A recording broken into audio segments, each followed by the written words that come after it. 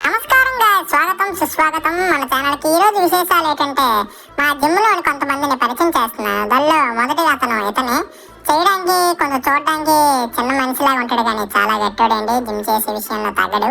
అలాగే అతను మా కోచ్ గారు. ఏట్రా బాబు జిమ్ కిందకి వచ్చామని చెప్పి చాలా బాధపడిపోతుంటారు. ఎందుకంటే ఇంత తక్కువ మందిలో కూడా ఇది చేయడానికి సిగ్గుపడిపోతారండి.